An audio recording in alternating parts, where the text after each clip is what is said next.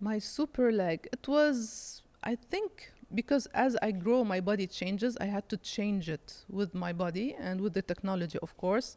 At the beginning, we couldn't afford it. We always like went to charity and stuff like that, and friends that would help pitch in.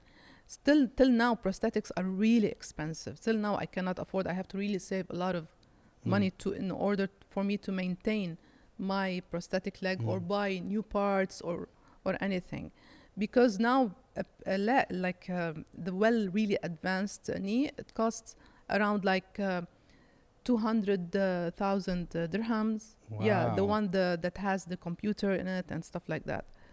Can you just, there's some places in Barsha that are really good. You just you send them the blueprints and they'll be like, yes, I make for you, no Yeah, problem. make for you. Yeah, You know, and then you're running on the treadmill and all of a sudden the spring just falls out and stuff. exactly.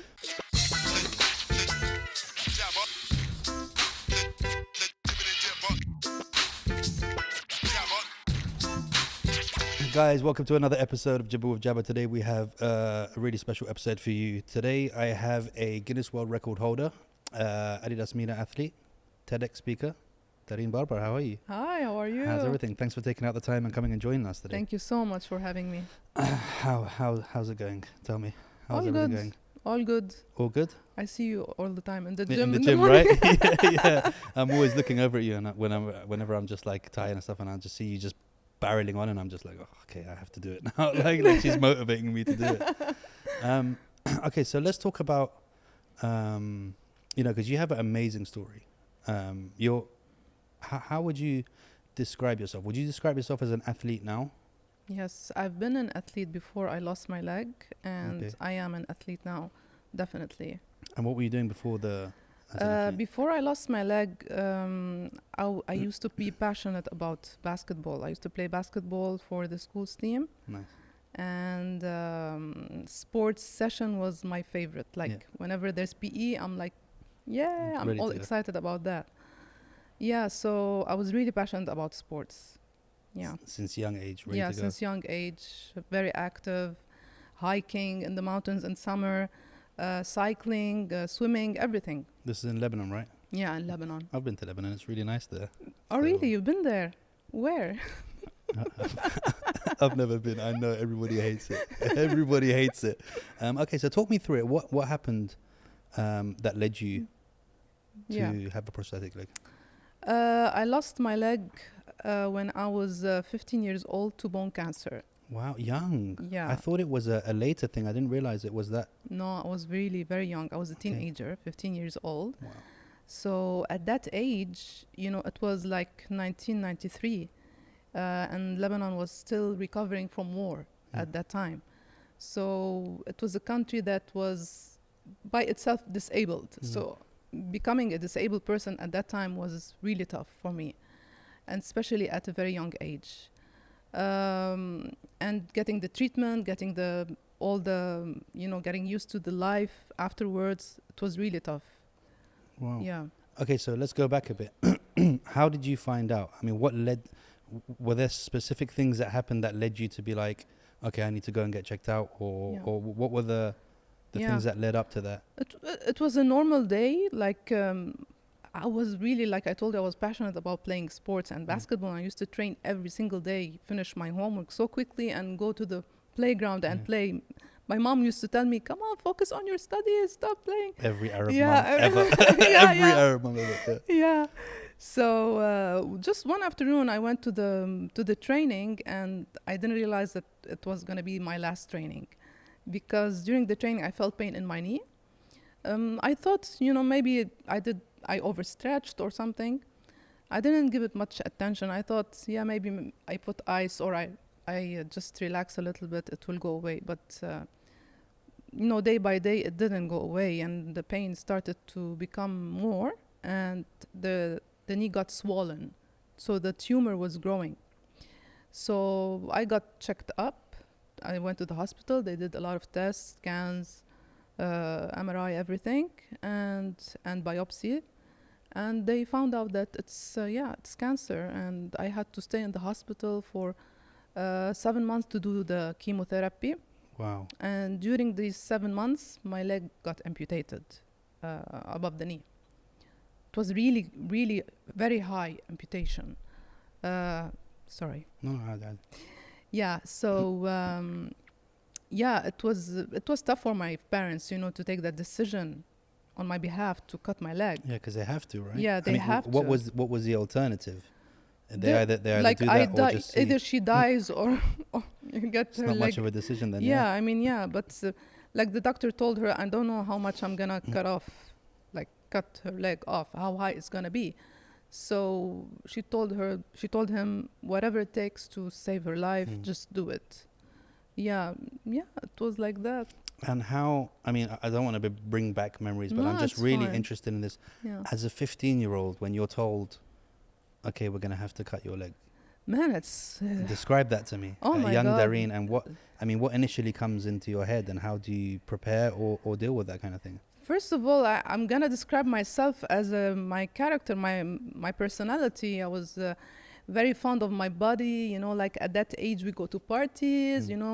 Wear short skirts, dresses. I was really proud of myself, and with my girlfriends talk about boys, fashion, and the future. And suddenly, like my sister took the responsibility of telling me Wow. the news. Because my mom couldn't Yeah. sit and tell me. So I was like, "You're lying," that can't be happening. You're lying, and I started screaming and shouting. I couldn't absorb the shock. Yeah. But it took me time, until the operation to really absorb the shock. But then I took it, I was like, okay, I want to know what's next. I want to. Okay, now after the operation, how am I gonna continue my life? I was talking to the doctor very in a mature way, Yeah. so he was really surprised. Wow, Yeah. it's insane because as an adult, that's a difficult thing to try and understand. Yeah, But as a child, the resilience of being able to kind of deal with it. yeah, And I was speaking to another friend of mine on one of my episodes, and he was like, children are kind of different. They have a resilience that we kind of lose as we're getting older, where a child could literally have something happen to them, and then one day later they're back to their normal self, yeah, kind of thing. Obviously, as you're older, and especially like you said, I was 50. That's the age where life's really Yeah. starting, right? exactly. So And it's- it's all about the looks. It's all about your appearance. I think if I was also younger, I would have absorbed more. But still, being having a disability and going out to the world, it's not something easy, even for kids. The looks that you have, the curiosity of people, the way they react. How other people are going to think as well. Yeah, how they think, especially back then in 1993, people thought that, if a person has a disability, they're useless. They should stay at home or they cannot continue their life. People used to really get shocked when my mom used to tell them, she goes to school. Oh, she goes to school? Yeah, she goes to school like a normal kid. I think part of that is also, I hate to say it, but the Arabs are a bit backwards when it comes to this thing, because you see a lot of disabilities in the Arab world, and they tend to hide these children off away from thingy, where in Europe they're kind of a bit more, forward and promoting and these kind of things. Maybe they just, they got it earlier or whatever. They didn't get disabilities earlier, but they kind of, are more open to these things. So that happens a lot in Arab world. Yeah. I'm going to have to change my next question because I thought that this was not recent thing. So how did you then go through your teens and these things? Actually, let me go back. What was the level of prosthetics like in Lebanon at that time? Because I can only imagine that someone has just, rolled up some pita bread and been like, okay, this is your new leg. Here's a falafel sandwich. This is the best we can do right now. Yeah. No, it was really heavy. It was a heavy prosthetic leg, and it doesn't have the hydraulics that they have right now. And I see your bling. I see it. I blinked it. I did that. But back then it was really heavy. It gave me a lot of blisters, injuries. I used to go to school, for example, the second day or third day, I would stay at home just to heal. I couldn't walk. And our apartment was on the 6th floor. And there wasn't sometimes electricity, so I had to climb the stairs up and down and walk to school. So Yeah, it was really tough. It was tough. It was like that. But really. then in 1995, I was lucky enough to be chosen by a very good charity organization who took me to the United States, and they made a prosthetic leg for me. So it was like 2 years after my accident. I was really lucky. Yeah. Wow. Yeah. And how does that? I mean, was that one with hydraulics and stuff like that, or No, still not yet? it was better one. It Yeah. was definitely a better one. It like made my life much easier. Did it bend at the knee, or Yeah, it bent at the knee. It was much easier to get around with. But when I went to the United States and I came back, I got depressed. Like, oh my God, I came back here. Why did I come back? Yeah, I can imagine. Yeah, the treatment there, like you said, the Just level of advanced, acceptance for people, and the facilities, everything. You know, like you feel like a human being. Yeah, like here in the UAE. When I moved here to the UAE, I got married and moved here. I felt like, wow, like I have rights here. Yeah. I mean, they're really big on inclusion here. Yeah. Which is amazing. Yeah. It happens a lot. So how far on was it when you got your super leg? My super leg, it was, I think, because as I grow, my body changes. I had to change it with my body and with the technology, of course. At the beginning, we couldn't afford it. We always like went to charity and stuff like that, and friends that would help pitch in. Still, till now, prosthetics are really expensive. Till now, I cannot afford. I have to really save a lot of money in order for me to maintain my prosthetic leg or buy new parts or anything. Because now, the really advanced knee, it costs around like 200,000 dirhams. Wow. Yeah, the one that has the computer in it and stuff like that. Can you just, there's some places in Barsha that are really good. You just you send them the blueprints and they'll be like, yes, I make for you, no problem. Yeah, make for you. Yeah. And then you're running on the treadmill and all of a sudden the spring just falls out. Yeah, exactly. Wow, I didn't realize how expensive it was. It's really expensive.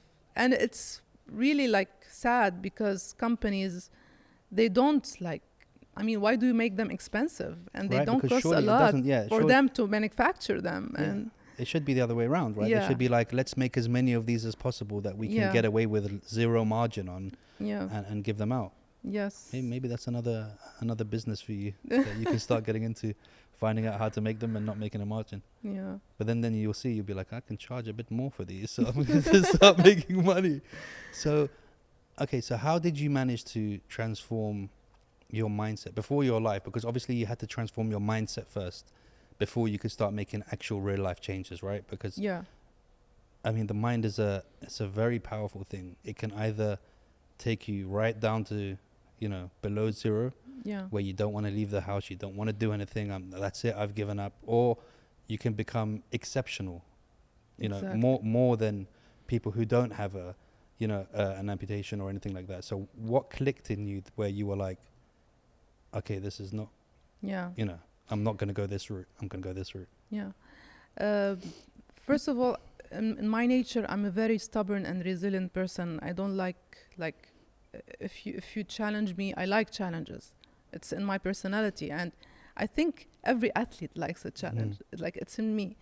When this happened to me, like you said, at a young age, you want to move on, but the thing is, all the outside world doesn't let you.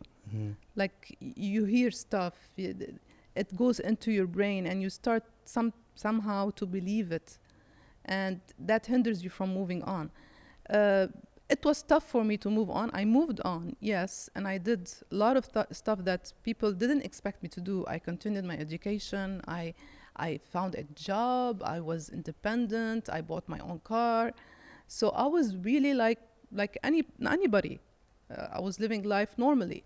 And I got married, I fell in love, got married, I have kids. So I did everything a normal person maybe cannot do.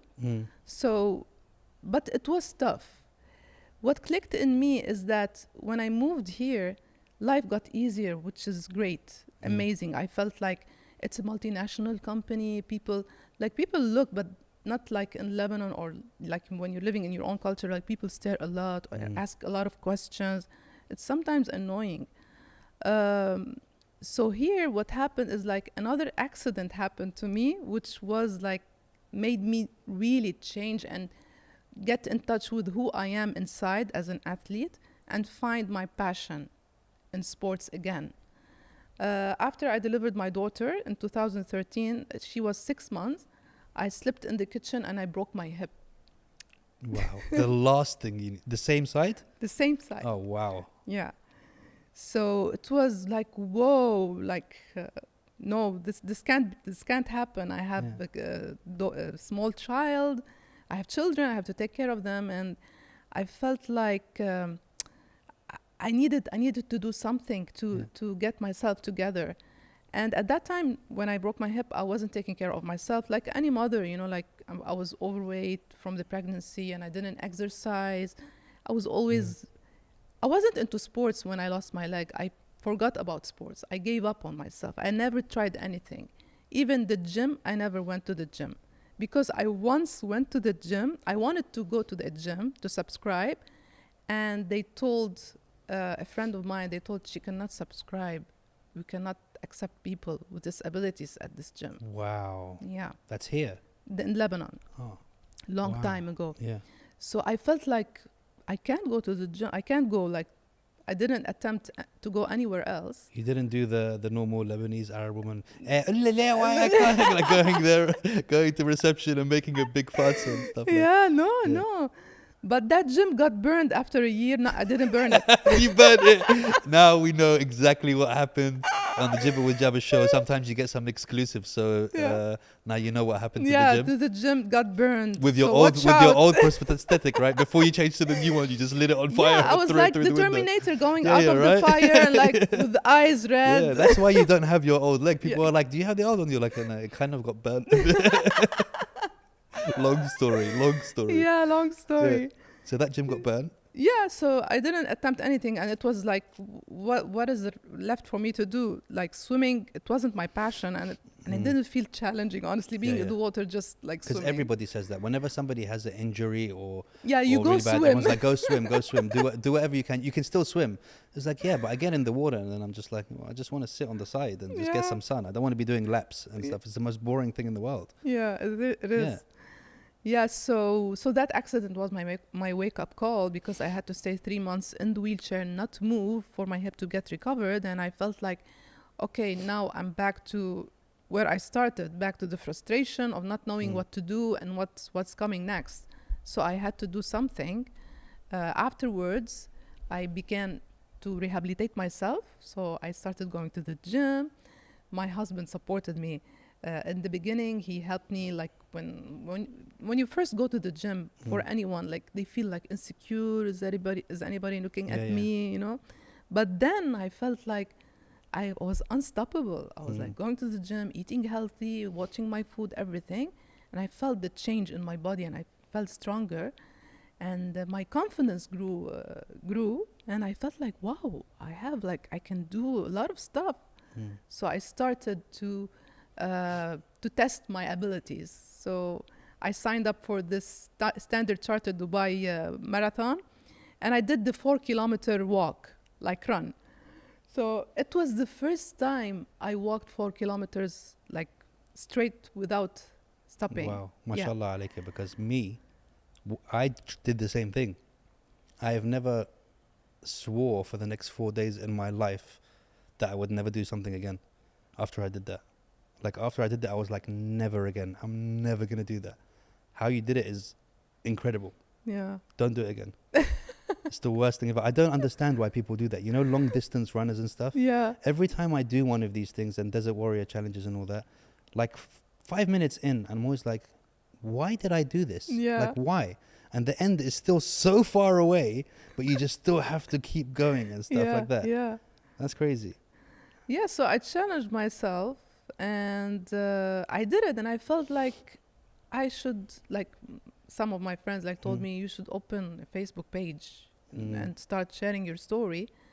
And I did that, and I was a little bit like hesitant in the beginning, like what will the reaction be of the people, you know? And I felt like the feedback was really positive. A lot of people got encouraged, and I got certified as a personal trainer as well. Nice. Because I was really passionate about what's happening in me, and I wanted to know how to do it really right. You got the buzz. Yeah. So then I started to think like what I can do next. Like I have to do something, and I decided to participate in WBFF, Wow. in World Beauty Fitness and Yeah, I Fashion know Show them, in yeah, London. Yeah. It was crazy. No, really, like when I decided that, I was like, am I crazy? But I want to challenge myself and challenge people's perception towards beauty and disability. So was there a prosthetics section, or There it wasn't? There wasn't. Oh, wow. And my coach back then told me, Dareen, they might not accept you. Yeah. I mean, And you were like, I'll just burn it like I burnt the gym. but I burned it, yeah. They better accept The me. stage got Otherwise, burned. yeah, right. Yeah, I mean, like, but by then my mind changed. You know, I felt like, because when I had this accident, I felt like I need to be in control. You know, it's not always, yeah, pray for things to change. No, you have to do something about your situation. You can't sit and wait for things to change. You have to change the situation sometimes. So by your attitude, by the way you think, and look for solutions. You know, like, here's the problem. Okay, what can I do? Yeah. Not like sit and whine about it. So by then I had my mindset was like, I will say yes to anything, and what do I have to lose? So I sent them an email. I told them I want to participate. This is my story.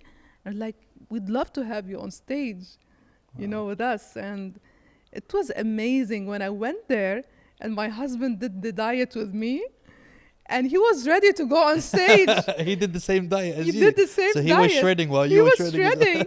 Nice. And when we went to the registration, they looked at me, they said, okay. And they looked at him, which category are you going? category?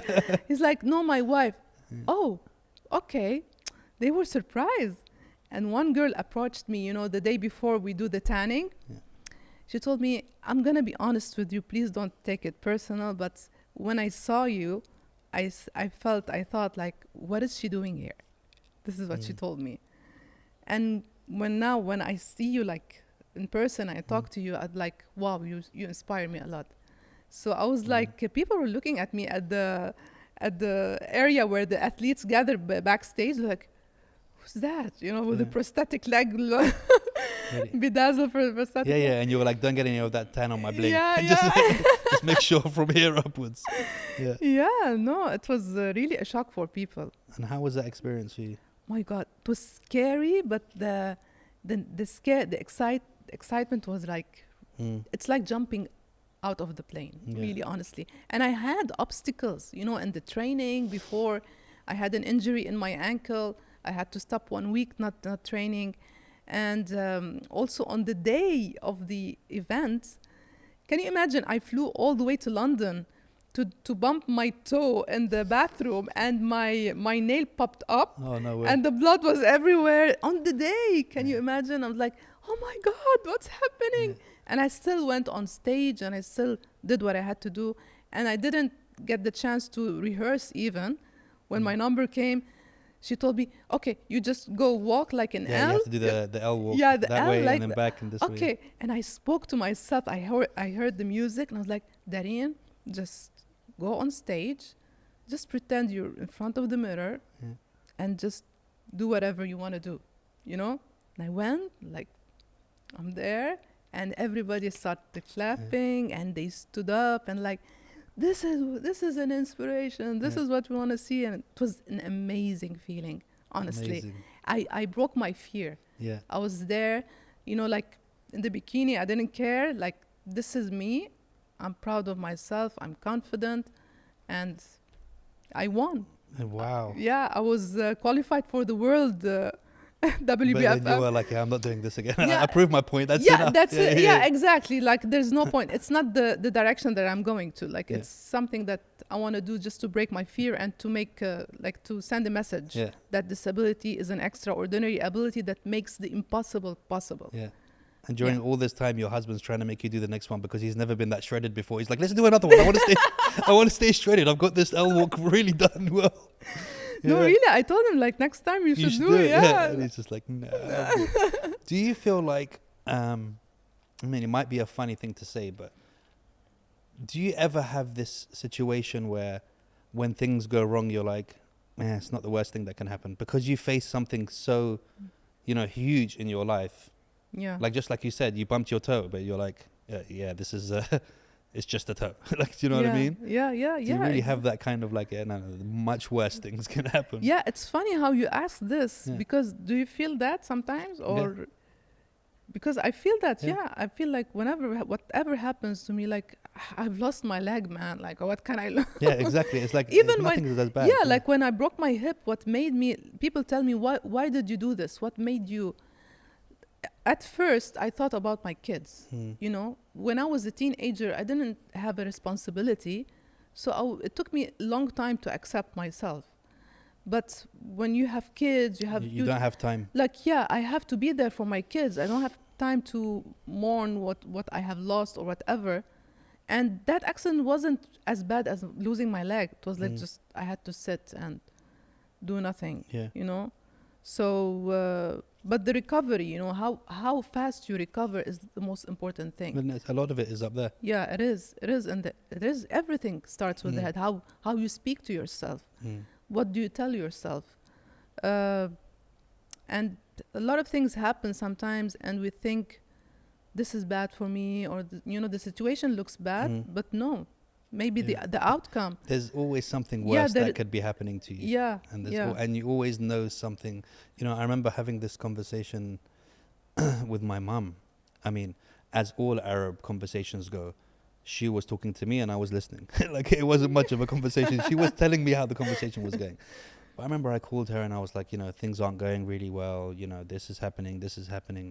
And she was like, oh, your cousin, like he married the blah, blah, blah, blah. And I was like, yeah. And she was like, oh, so, they went into the house. They took everyone out of the house in Syria.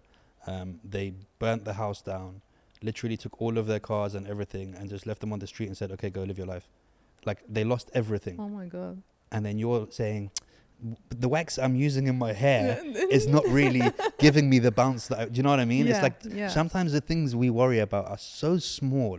Yeah. Like, people would wish to be in your situation. Yeah. Do you know what I mean? There's always someone out there that would wish to be in your situation, no matter what it is. Exactly. There's always someone there, who wants that. Here's the question I want to ask. Is there a correct way to approach you if somebody wanted to know your situation, what happened? Because you can get two sides of it. One, people can be really direct and annoying and inappropriate. Or, I mean, what is the best way for someone? Because I'm very intuitive. Like, the first time I saw you in the gym, I wanted to know your story, because that's how I am. Anytime, like, if I'm on Facebook and somebody died, I want to know how. It's just tabi'at. My character is I always want to know what happened. Yeah. So do you sometimes think it's better for people not to ask, or for what's the correct way? First of all, because I put myself out there and I'm a public figure, and my message is to help people like me and everybody to accept themselves in life. I'm always ready to answer anything, but don't take it for everybody with this disability to go ask them, because it's annoying, honestly. Like, people don't want to talk. And people forget how many times that same question has been asked of the person. Yeah, and there is a way if you want to ask. There's one incident that happened to me last week. We were having lunch with my family in Al-Kuwain in an open restaurant, and there was this really polite kid. He was like 9.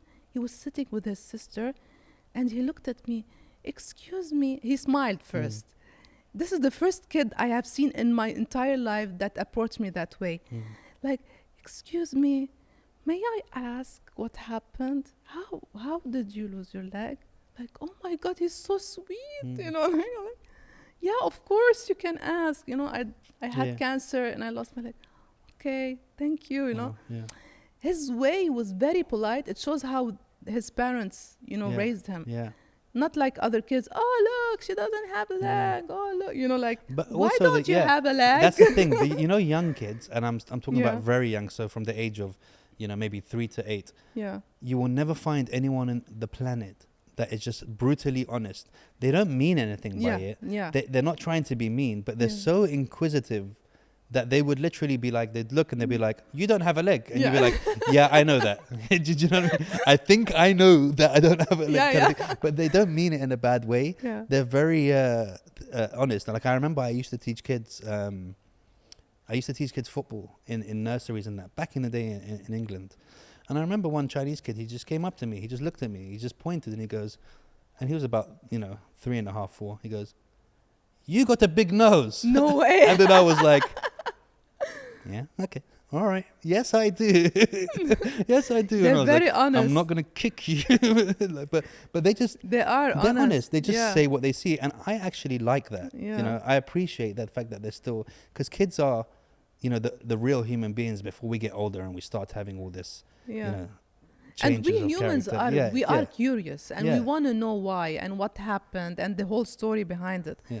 And but like kids nowadays, when they see me, they don't say, oh, you have one like this, you got a robot leg. Yeah. That's cool. Because it does look cool. Yeah, I look, oh, you have diamonds on it. Because I remember I was in the gym the other day, and obviously you have different, what are they called? They're not called accessories. The different, what do we call them? Plugins or? The running one that I put. So I saw you put your blade on the other day. Yeah. I remember I was training and I looked and then you put it on and I was like, sick. Yeah. I was just like, sick. And then I was just watching you running. I was like, sick.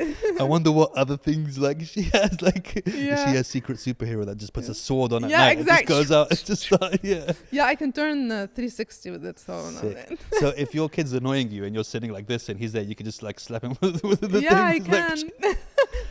The Arab mom would do that. Yeah. Like most Arab moms throw the shahata. I'll throw my whole leg. Yeah. So how was it for your kids growing up? Were they very inquisitive? And how did you kind of explain to them and Yeah, they were born into were born. They saw me like this, and because I accepted myself from the beginning, to get married and have kids. Of course, you have to accept yourself. So, they asked, "Mommy, what happened?" And I told them the truth. But they were never shy or they were never insecure or anything. And their friends asked them also, oh, we feel sorry about your mom, why? She's achieved 10 more things than your mom. This is what my son replies, she broke Guinness World Record, man. It's like, look at your mom, she's not doing anything with her life. So they tell them the story and they laugh about it, oh, look what they asked us. I mean, they tell me what their friends asked them, and I'm really proud of them, how they respond and how they accept the situation, how they deal with it. Because honestly, when I got married and I was pregnant, I had this fear inside me, how will my kids treat me when they find out. Never any different, because they were born into it. So to them, your mama, it doesn't matter. Yeah, exactly. So it's amazing to feel that feeling, this pure love from your kids. And I think it teaches them a level of empathy. They're very lucky because they have a level of understanding and empathy towards others that other kids have to learn separately later in their lives. Yeah. Where it was a part of their life, so they're generally more empathetic to different situations and that kind of thing, which is a very good thing. And my daughter, she's a little artist. She likes drawing, and when she was small, she used to draw the family, and she used to draw my prosthetic leg. Nice. It's so funny, the picture. When you see the picture, I mean, you laugh, but it's funny how she drew us. Yeah, well, now you gotta remember, this is she can hear this, so maybe in her future she can do some really cool art for your prosthetic. Yeah, that'll be cool. What's the Guinness World Record about? Talk to me about this. It's actually the Guinness World Record. They approached me and they called me. They said they're launching a new category for people of determination around the world, and they're choosing some people, 4 people actually, all over to participate in the launching of this category, and they want me to break a record, to choose a record and to break it. I was like, oh my god. Where do you start? Yeah, I'm just eating the most hummus in one day. It's like you didn't specify what the record had to be. You didn't say eat the biggest plate of hummus on one leg. Yeah, exactly. You missed out on that one. You could have had 2 records right now, but you're listening. No, I mean, just the idea of Guinness World Record approaching Mm. me, it was like, whoa, like as a kid back then, we didn't have internet or anything, so Mm. we used to grab the book The and big look, book, yeah, yeah. and look at these people. Mm. But then I started to think, no, what could I do? What could I? And I didn't want to do something like crazy to Yeah. hurt myself. So I did the one leg wall sit. They gave me of course, the number that I need to break, which they found out about after many studies, of course. And I trained for. I had 1 month only to train for the record, How and I long was started it? training really seriously. How long was the wall sit? The number was 1 minute 15 seconds, and I did 2 minutes 8.34 seconds. Nice, Yeah, nice. yeah. And you have the certificate up in the house. Yeah, I have I Just have a doing it. whole wall of Yeah. achievements in the house. And the TEDx, how did that come about as well? Because that's really, TED is, I'm going to say you achieved more than me, because I really want to do a TED talk and nobody wants to hear me talk about it. I don't know what to say. Yeah, TEDx also they approached me, and I knew about that like since I started my Facebook page, Yeah. and I started to be on social media, but I didn't feel like I wanted to apply or anything. The opportunity came this year, and I thought like, yeah, I'm ready to take it. I'm ready to talk about my story, like, and talk about all my achievements and how I overcame my disability. Mm. What makes a good athlete to you? I think, I think a good athlete first, let's technically, like from physically talking, you have to really have the passion and to train really hard for any goal you have, and you have to have a goal. You don't, like, there's a difference between an athlete and a healthy person. Yeah, A yeah. healthy person goes to the gym, like maybe Repeat. Yeah. 2-3 times a day, like 2-3 times a week, maybe skip, not have any certain goal. Mm. That's a healthy person. But an athlete, he has a goal he needs to reach, and sets a Yeah. target to reach it, and train for Milestones, that. yeah. Watch his nutrition, everything. And I do all that, and I try to really be committed and disciplined about whatever I want to achieve. And the mindset also, you have to be ready psychologically and everything, for you to challenge yourself, to be ready for anything. Also, you have to accept that whenever you lose, you lost only the battle, not the the battle, war. not the war. Yeah. So you continue doing whatever you want to do in life. And I feel I was born to be an athlete, honestly. And every amputee, an advice for every amputee, they should live a life like an athlete. Because in order for your body to carry this prosthetic, you have to have a very strong body to carry it. To have, especially lift weights, it's my favorite thing to do, to lift weights, because it makes me feel strong. Yeah, I can tell, because every time in the gym I turn around to go and look at my phone or something, you've stolen my equipment and stuff. So I've just been like, Oh, really? I was doing tricep dips there, dude. I'm just like, Oh, I'm yeah. sorry. No, that's all right. That's all right. So, what is your advice to people? Did you ever get phantom leg syndrome? This is Yeah. something that really interests me as well. Yeah. When my doctor wanted to amputate my leg, he asked my mom, "Do you want me to amputate the nerves also? She won't feel." She told him, "No, like leave it. Maybe in the future they will like have an operation where they bring stick a one leg live in leg." yeah. And so yeah, phantom pain. Like whenever I say, "Now you're telling me leg," Yeah. I'd start to feel it numbing, and I feel it. Really? Yeah, I feel it. It's there. If I close my eyes, my leg is there, but I cannot touch it. But not like wiggling toes and these things. I can. Are you wiggling your toes right now? I can, but they're not moving Okay, but you can. because it's still in the shape that before they cut it off. It's still in the okay. same shape. I couldn't bend it. I couldn't stretch it. Yeah. It was always right angle because of the tumor. Yeah. So it was like this all the time. So when I feel it now, it's like this. Wow. It's strange, Yeah, right? it's crazy because It's crazy. I heard about that. That some Like people, my spirit yeah. is hanging. Yeah, it's just dragging. Because I heard about these things. I did some research. I researched really weird things on YouTube. You never leave me alone on YouTube because, like, I researched so many things. But you know, some people from the war that lost their arms and fingers and stuff. There's stories that they kind of forget and they reach to pick something up Yeah. because they still feel the hand and the fingers there. Yeah. So that's really crazy that your body is still attached to it. Yeah. Like you said, maybe it is a soul thing or Maybe because like the moment that many moments I fall down. Okay, with this leg is not computer, so I have to focus on walking, moving it. Now I can do it subconsciously, but still in the back of my head, I'm cautious in every step for me not to fall. But in the beginning, I was always falling because I was like, now I tell my husband, don't talk to me when I'm running, because if you talk to me, I lose focus and I trip. You know, I feel like that my leg is going in the movement, but I will trip. Yeah, because you're still using your synapses to fire that way. This has to go forward now because this one's back. Yeah. So, if he distracts you, then yeah, exactly. But before, even when walking, if someone speaks to me, I will fall. I cannot answer anyone. Really?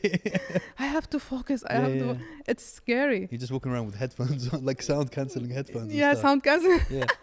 Are you sensitive about it still, or do you feel like your character got you over it?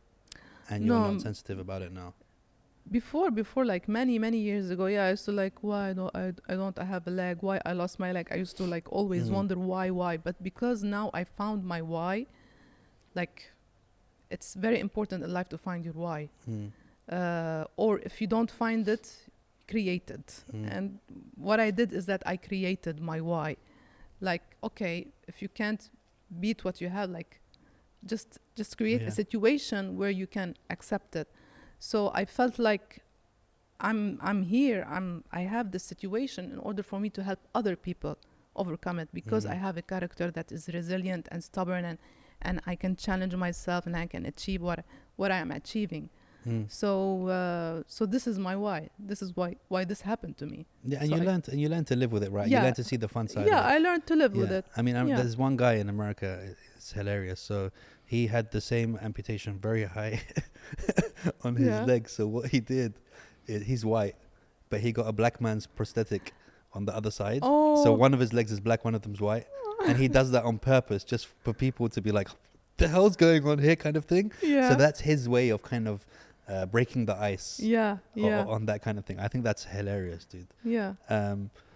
Do you receive any, even now, negative comments? Because the one thing is, I mean, this is one of the reasons aliens would blow us up if they ever came to our planet and saw it, is that this whole trolling thing, and how, you know, some people are just weirdly negative for no reason. Yeah. And I still don't understand it, because I'm a very positive person. I would never think to say anything negative to a person in general. Because it makes no sense. You're at peace with yourself. Yeah, and, it makes no sense. Yeah, and you're someone who is who's focused on himself. He's not like focused on whatever everybody's doing. You're doing you, and like you're minding your own business. But other people, they're so negative inside. They want to bring it out to the world. It's a reflection of who they are. Yes, I have negative comments still. Like someone, like I had a lot of negative comments on TikTok last time. I posted this really video like of me walking on stage, WBFF. It's inspiring. Like for me, if I look at it, it's inspiring. And like, oh look, you have a disability and you don't have clothes on. You're like, I mean, did you really need to put that comment there? Like, and then another lady told him like, yeah, but let her live her life. She has a disability. It's okay. It doesn't make any as sense. If she's already like as in she's protecting you. She's imperfect. Like as if she's imperfect anyway. No, who will look at her as if like this? I just don't understand it. I mean, what? Why? Like. But I mean, where does your life have to be where you do that? There's another girl who has a prosthetic arm and hand, but it's robotic. So she just got it put on, and she's on TikTok as well. Really funny girl, and she's like grabbing cans and cups, but you know, dropping them. She's showing her story of how, from the beginning when she first got it done to learning to use it in everyday life. Yeah. And then you look at the amount of negative, really bad comments, and I'm just like, what must you be going through in your life that you want to do that? I just, for me, it doesn't make sense to me. Yeah. Like, what are they receiving from that? Surely, even if they're in a bad place, like you said, Yeah. surely after typing that they don't feel good, or They're not important people. yeah. Because they feel like they can say anything, no one will hold them accountable. That's Behind why the they say keyboard, anything. that's why they're called keyboard warriors. Yeah, exactly. So if they were like, you don't see like a public figure like commenting really bad on someone else, because they know the journey. They know that this someone worked hard, and you never know what the person is passing through or what they're going through. So you always have to be kind to people, because everybody has something. Everybody's struggling inside with something. So we are humans. We have our weaknesses. It's really bad that someone could have the courage to point out your weakness in you. But it's not just there's a difference between pointing out and actually actively mocking it. Yeah. Like I feel like, and I picture them to be like little like goblins inside a little under a table somewhere. Yeah. Like I just don't understand how people can do that.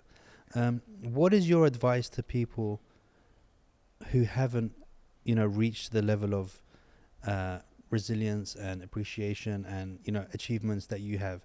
For example, somebody who has just received the news that they might or they have to have an amputation, and somebody who's just had the amputation, because like you said, it's not it's a progress, right? It's not like you're gonna get amputated and then go, let's do this, I'm ready to go. Yeah. So what is your advice for both of those scenarios? Yeah, I'd say like feel it, like first of all learn about it, do a lot of research about your situation, try to take time to accept yourself, because there's a lot of stages to that. At the beginning you want to get up and wear the leg, and you feel like you have expectations. Yeah, I'm gonna wear the leg and I'm gonna walk painlessly. No, it's not that. It is a struggle to learn about something new in your body and your brain getting used to it. So just take your time. You are gonna overcome it eventually, but take your time to pass through all the stages of grief, depression. You're gonna get depressed. Of course, it's part of your body that you lost. It's normal to get depressed. Get help, of course. Therapy would help, and just try to, like, nowadays we are really lucky with social media. You get a lot of motivation from a lot of people when you follow them. So just follow the right people and have the right people in your life as well, in the real life. How important was your husband to you? He's very important. Aww. Tell me, this is his time to shine. I don't want to leave him out, because I want you to explain how much of a rock he's been. You can give me that money later, bro. How much of a rock, and because he is part of your inspiration to go as well. I'm imagining. Yeah. Tell me. We started as friends, me and him. So when I met him, he was still in the university and I was working at that time. You see how she smiles when she remembers that, bro? I'm just saying, the butterflies are still there. Yeah. Yeah. Yeah, and we started out as friends. We laughed together. We hang out a lot. Our relationship was really good, because friendship is what matters in the end. This is what's gonna stay for the whole life of the marriage afterwards. And we fell in love and we got married, and he's been with me like through the happy moments, through the sad moments, through everything, my ups and downs, as well as me as I was with him. And we still have a really good relationship and normal relationship. Like when I met him and I wanted to get married, like some people were like, I mean, is he normal? This is the level of people, how they think in our region. Like, how is he gonna marry her? Yeah. So we proved them wrong. Like, we can have a relationship. It's not something abnormal, and we're a normal couple. We fight. We get over whatever. So yeah. Be careful, bro. We've heard about her burning stuff before, so just learn to just not take the fights too much. You know what I mean? No, I think that's really important that we do highlight, the family around these situations, because I feel like in a lot of these, yes, you're very inspiring and you're very inspirational and stuff, but I feel like in all of these stories, you never hear about You're the right. people, your teammate who's there supporting you through all of that stuff, and that it's always like, you know, the light is on the person who's doing the stuff. Not that the light shouldn't be, Yeah. but I feel like we really need to push the narrative of the whole family unit Yeah. that works together to No, to I'm really I'm very inspire. lucky to have him as my, like when when I wanted to participate in WBFF, and Ramzi, I mean, he's an Arab, like people would like expect him not to let me, you know, participate, but he was like always pushing me. Even on the bike, he pushes me. No, I'm like, Yeah, exactly. He always talks to you. At Always least he's got a way. Look, most Yeah. husbands don't have a way Yeah. that all he has to do is talk to you during or during your just walk. speak to her as she's running, If, and you, if he wants to end the argument, he'll just say something, and you'll be like, "Oh, well." Yeah. No, I know. What you mean. when I wanted to do cycling, I Yeah. did a triathlon. It was my first achievement. Why? Exactly why, but Why? I wanted to challenge. I'm not gonna do it again. Yeah, I swear. there you go. And now we're on the No. same team right No, now. like I like running. Yeah. I like cycling, swimming. Okay, but you know, the three together, it was really tough for me. Like the training, but I got, because you know, The buzz, you had that thing where you and had when to you achieve. get committed, you go on social media and tell you put it, everybody and then you're you doing can't this. get out of it. Yeah, you can't get out of it. Like Yeah. I have to do it. Yeah. There's no way out. Dude, I said the same thing to my wife the other day. So I used to be a big trainer in Dubai and all that stuff. I did like the cover of Men's Health, and I used to always be like 6% body fat all year round and stuff. So I said to her the other day, I was like, all right, cool. I've put on a lot of extra weight and stuff, and I want to get shredded again. So what I'm going to do is I'm going to go on my social medias and I'm going to say, all right, guys, day one, because when I put my mind to it, there is no way I'm going to embarrass myself in front of it. So I was like, okay, I'm going to put a picture up and say day one, in 28 days, I'm going to be shredded. So 3 days later, she was like, where was the picture? And I was like, yeah, I'm not going to put it up. I'm not ready You're yet. not ready I'm not for ready the because I know commitment. myself Yeah. that if I do, and I was just like, let's just wait till after Christmas. There's pudding and turkey and all of this stuff. Yeah, let me just wait. In January, I'll be like, all right, now, guys, day one, 28 days from now, I'm going to do it. Yeah. But yeah, I'm not ready Yeah. yet. So when I Not really. like, yeah, my husband, he likes to push me, and he likes challenges. When I told him I want to do cycling and the triathlon, he bought a bike with me and like, yeah, let's go cycling. Told him, but I'm scared. Like it's dangerous. I might fall. No, you won't fall. Like, Yeah. And go. yeah, go. Like he's cycling with me. Like if I was in my parents' house and I wanted to do that, they were don't like, know. no, you will fall. Yeah, you know, yeah, yeah. don't do this, don't do that. But that's the thing. I think that's a really important thing, that he doesn't do that whole, let's think about it. No, go do it. Because Yeah. as long as he's confident, Yeah, then you're confident. yeah. And if you do fall off, you can be like, see, I told you I was going to fall off. And then you at least have something to go back with, you know. The same. Yeah. It's the same with my kids. Like my wife was like, oh, because they're 4 years old now, the twins. And she was like, let's get them the bikes and the stabilizer wheels. And I was like, no, I'm just going to get them the bike normally without the stabilizers. Because if they don't know any different, if they don't know the stabilizers, they're just, because kids are like that. They will learn everything very quickly. Yeah. So I was like, just put them on the bike, let them fall over a couple of times, and then they'll, Wow. as long as it did takes they them, manage? yeah, Oh wow. as long as it takes them to do it. Because if they know about the stabilizers, then they can say like, but I want the stabilizers and blah blah blah. You're If, right. if they never knew it existed, Yeah. do you know what I mean? Like they're so crazy, kids, how quick they learn. Yeah. And I'm starting to learn how quick they learn because they're ordering things on apps on their Amazon tablets that I'm paying for now. I spoke to her yesterday. I was like, take my email off there because they're buying coins in these games. Why do they even have these games? Oh Like, my God. but they download themselves. You know what I mean? So kids are very kind of quick with that They stuff. adapt quickly to any situation. Yeah, whatever you put them in, Yeah. you do it. So I guess it's the same thing. If you guys worry about all this stuff, like overthink. Overthinking You know? and fear is what stops you- you from achieving anything in Exactly. life. Like, Everything. don't think about it twice. Even if you want to, like some people tell me, I don't have time to go to the gym. Should I go to the gym today? Why are you asking me? Don't ask this question.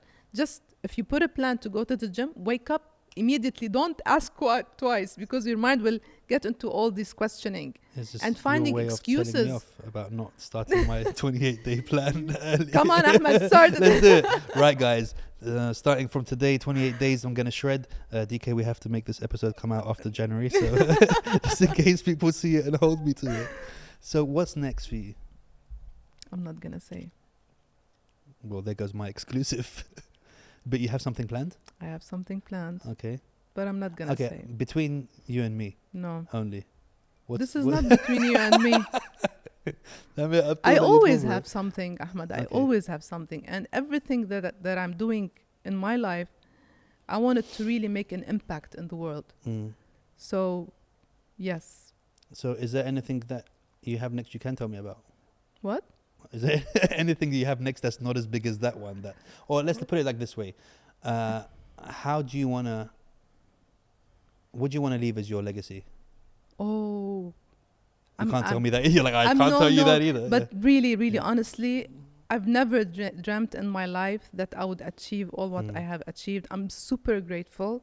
Like, if I die now, I'm really happy because I made myself proud. Sorry, microphone. Yeah, I made myself proud. I made my kids proud, my husband proud. And if I leave this world, I know that others will look at my story and get inspired and get the strength that they need to continue their life. And this is what I came for on earth. So whenever I leave, I'm very happy. Is there anything that you want to do? Because this is not that one that you're going to do. But is there anything that you say, I would really like to achieve that or really like to do that? Like even if it's something that's just like outrageous.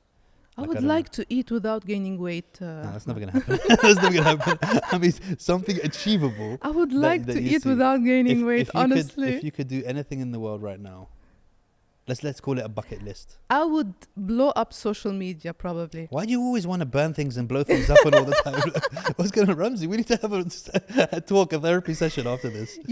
As much as like this... Yeah, social media is messed up. This tool has an advantage. It has a big disadvantage on the whole world, because a lot of people out there, even though they have a voice, they're not heard because of all the noises that other people they have built around themselves, and they have attracted other people, and they have millions of followers, and they're not doing real stuff in life. It really annoys me when I see that. I'm with you 100% on that. Yeah, and what annoys me more is the brands that's following this. Like, oh yeah, you have millions of followers, we're gonna sign up with you.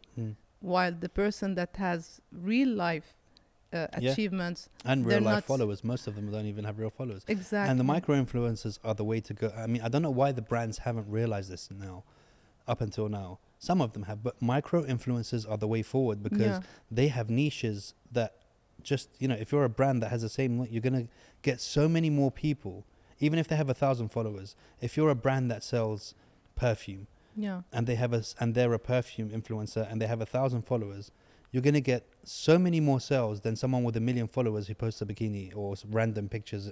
I'm in, Salt Bay's restaurant or whatever. It doesn't make any sense. And I had this argument with someone a few weeks ago. So they were like, oh, bro, you should only get guests on your things with blue ticks and only get guests with like 1 million followers on your podcast. And I was like, why? Like, I did one guy called Nader Sabri. I don't know if you know him. This guy is a genius. He's like an Elon Musk. Like, even when you're talking to him, his brain is working 350 miles an hour. Like, he's thinking of the next podcast in 2 months that he's doing. Like, and he's the first Arab in the NASA Hall of Fame. He created basically the first search engine in the internet in Canada. Wow. Like, he's such an interesting guy, but he only has like 2,000 followers. Yeah. And if I thought like that, so many people would have missed that episode with so much information and such a cool story, just because we've got to this point now where people were like, oh, it should be a really big name, or like, I don't care about that stuff. You know what I mean? Yeah. Like, it's the stories that the people want to listen to. Exactly. That's the most important. And because why micro influencers, they don't grow as much, because they have a life. I mean, I don't go walk around. I don't have time to walk around carrying my camera all the time. I mean, don't get me wrong. There are people that are there that are really real in their life, and they have a lot of followers. I truly respect them because I know them personally. But the other people, I mean, they're there to create only, just creating. It's all about creating stuff and putting them out there for to make money and stuff like that. Yeah. And what benefit does what they're putting out there have to the rest of the world? Like, a lot of the time, nothing. Yeah, exactly. It's an image. It scares me, honestly, for my kids, for the new generation. Where are we going? Yeah. Where is this world going? I mean, are we teaching them empathy? Are we teaching them kindness? Like people sit behind their computers and start to say whatever they want. I mean, yeah, it's very difficult. Social media is it's a very dangerous tool to very have. dangerous. Very dangerous. It's like a wild horse. Yeah, untamed, not used correctly. Yeah. Then it can. I mean, you can see that how many children committed suicide. The stats of how many children because of online bullying and these kind of things, and that's Exactly. It hurts my heart to see these kind of statistics. And also because, I mean, I think, and I know a lot of children are not going to like me saying this, but I think you shouldn't be allowed on social media until you're 18. You're right. At least by then, you have some sort of grasp on how to deal with stuff. When you're still growing and you're a young mind and somebody tells you this and maybe you hear it from 4 or 5 people, you start to believe it, even if it's not true. You're not there yet to be able to differentiate the truth from just some random trolls or whatever. So I think just like cigarettes and just like all these things, there should be an age limit. I wish, but you cannot control it. I mean, if I teach my kids like this, which I like, my son, he doesn't like social media. He has an account, but he doesn't open it. It's a private account. Like, he doesn't care.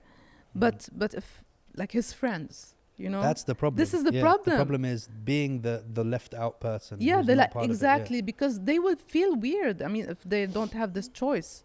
So you have to, I guess you have to educate them on the bad and the good and let them choose. Yeah. We're going to go back to the thing now. One physical achievement you want to do. Not the next one. If you could have the chance. So if money wasn't an option, like it wasn't, you could choose anything. Like something I can do or I dream of doing, but I cannot do. That you can do. I can do. Yeah. So like mine would be skydiving without a parachute. Without? Yeah. How is this possible? It's so cool, dude. So basically what happens is you have a hook with you here. Yeah. And 2 people jump. One of them has a parachute, the other one doesn't have a parachute. So during the free fall, you go next to each other and connect, and then the guy pulls the parachute. But you can't do it anywhere. Well, you can do it in some places, but basically if you get caught, then you lose your skydiving license and the pilot loses his license too. So it needs to be like under the radar. Oh, wow. I have a weakness. One, like I don't like heights. Okay. I might do skydiving, but hiking, climbing, I don't like it. I tried it. I didn't like it. So what would you do? What would be your thing? I'll tell you one thing. I want to buy a motorcycle one day. Ramzi? But the thing is, why I can't? Because of the gears. The gears, yeah. Yeah, but you can get a... The trike? No, you can get an automatic one. You can make anything these days. You can customize and stuff like that, but this is my, like, when I'm 50 something. But maybe you can, once you get your motorized. Yeah. This leg? Yeah. No, it doesn't. It doesn't move from here. It moves from here. Oh, they still haven't done that? They still haven't. Not? If they've made the hand that can do this and grip and pick things up. It's very difficult. With the hand, it's attached to the muscles here. Yeah. It's very difficult with the leg. And plus my amputation is really high. Like my bone is like 9 centimeters only. Wow. Yeah. The doctor, like when I started walking, I was walking with a belt around my hip. To help it. To help balance me. Out, yeah. And with a cane. I never walked without a cane. The doctor told me you need the cane all your life, and look at me now. I can walk. How proud of yourself are you? I'm proud of the human being, like the human existence, because we really underestimate our powers. We think that we can move mountains, I believe, if we really believe. If you believe in something, you can do it. Because you your just say mind... lyrics from an Elton John song. Just I need to Google that. There can be miracles if you believe. What a way to end the podcast, dude. Okay, let's leave them with some leaving thoughts now. If you are willing to change your thoughts, you can change your experiences. Boom, I love that. Dude, it's been absolutely amazing. And emotional to have you on here. Thank you. I enjoyed it a lot. And I didn't get to call you Hmar. Yeah, exactly, right? You can do it now. We'll just cut it off for the clip. I can't. No, I you can't. can do it. You can do No. but we'll definitely get you on again in the future after you do whatever it is that you're not telling me and that you're going to do now. And to many more achievements, inshallah, in the future. And to many more stealing my equipment in the gym. But we'll deal with that. We'll deal with that in the gym. Thank you so much for coming down and taking out the time and telling your story, dude. Thank you Is so there much. anything you feel like we forgot? No, we didn't No? forget anything. So I just want to say that I love my husband so much, and I love my kids, Emilio and Katie, and I'm super proud of them, and they are the most important thing in my life. I love that. It's a nice way to finish the episode. Thank you. Guys, I've been AJ, she's been Dareen. Don't forget to like and subscribe, and boom, that's it.